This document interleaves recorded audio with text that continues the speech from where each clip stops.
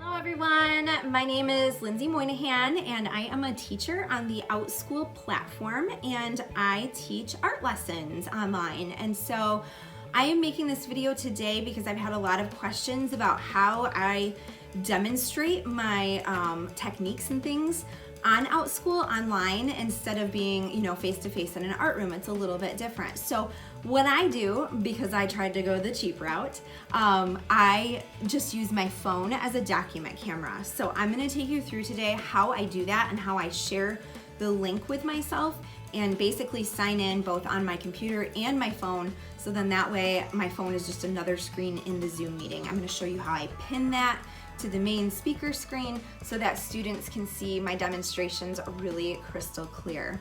Now the reason I went this route instead of using a doc cam is because I was new to the platform and I really wanted to make a little bit of money before I went and splurged on a really fancy doc cam. So without further ado, this is how I use my phone as a document camera. So I have already started a Zoom meeting. This is just in my personal account, but it would be the same thing if you were teaching a class in Outschool. It's the same process. So what I do is I go down to participants and you will see that this little white square pops up, or white rectangle pops up on the right side of my screen. I go down to invite and then I go to copy invitation. So invitation has been copied to my clipboard. So from here, I use an app called Signal, and I have it on my computer and on my phone, so I just think it's faster and easier than if I were to email this to myself. But you can go ahead if you don't need Signal to do this. You can use email, you can use text messaging, whatever is easiest for you to get the link to yourself. So I'm gonna go to Signal. I'm in Note to Self, so I'm sending a note to myself. I'm gonna paste my link and then send it, okay? So I'm done with Signal on my computer. So now I go into my phone and I'm gonna go into the Signal app and you'll see that I have my link that I just sent myself. And so I'm gonna go ahead and select that link on my phone and there we go. So we are in the meeting. We are connected with my phone. Now it's gonna prompt me to use my internet audio on my phone. I don't want to do that. I'm just gonna hit cancel because I don't want any type of interference or feedback with sound on my phone. So I'm gonna flip the the camera around on my phone.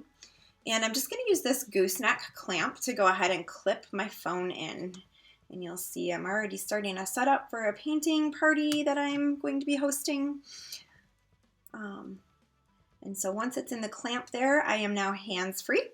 And what I like about these gooseneck clamps is I can kind of move it around where I need to. Sometimes I might zoom in a little bit closer if I'm doing something really detailed, or I might pull it further away if I need to maybe show them a larger part of my work surface. Okay, so now that I'm hands-free, I'm gonna go up to these three little white dots here in this blue square. I'm gonna select that and I'm actually gonna rename this video.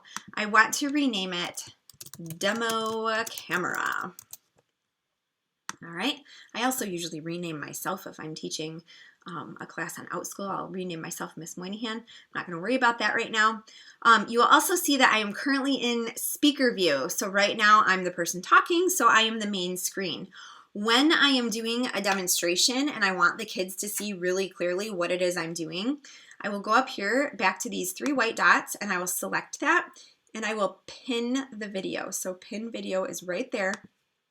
I'm gonna select that and you will see that now my video, my camera is my main screen.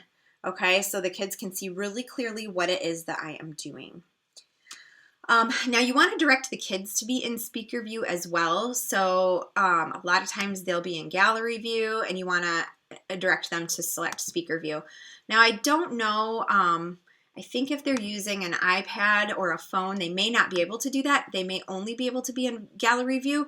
That's okay, they can still see what you're doing, but ideally it would be great if they could go to speaker view. Now there are some pros and cons to using your phone versus a document camera, and full disclosure, I have not tried to use a document camera yet just because I'm trying to earn a little bit of money on Outschool before I jump in and make big purchases, but I've heard that with a document camera, the quality of the picture is just a little bit better and you don't get as many shadows. You can kind of see with all of my bright lights shining on me, there are a few shadows. Hasn't really affected my art classes to my knowledge. And then what I like about using my phone versus a document camera, and I'm not sure, maybe you can do this with a document camera, but with my phone and just being part of the meeting, I can go back and forth myself between speaker view and gallery view. So if I have a class full of students, I can go into gallery view and I can ask them to give me a thumbs up if they're on track, or, raise a hand if they have any questions. I know they have the virtual hand, but sometimes they still like to kind of do this. I like to have them hold up their art as we are going through the process so I can give them feedback as we move along. So personally, I like to be able to switch back and forth gallery versus speaker view instead of sharing my entire screen over and taking over the entire screen. So that is how I teach my demonstrations in my art classes. So I hope you found that video useful. If you are interested in becoming an Outschool teacher or would like a little bit of mentorship during the process, I have my referral link down below. You can click on that to find out more information about how to become a teacher on Outschool. And if you would like for me to help you along in the process, you can feel free to email me. I'm leaving my email in this description box down below as well. And I would be more than happy to answer any questions that you have and kind of help you along the process of getting hired, and then the process of having your classes approved, and then even right up into teaching your first few classes. If you found this video helpful, please subscribe so that you can stay tuned for more videos. I plan to post more along my Outschool journey as I learn more tips and tricks along the way. All right, thank you so much. Hope you have a great day. Bye-bye.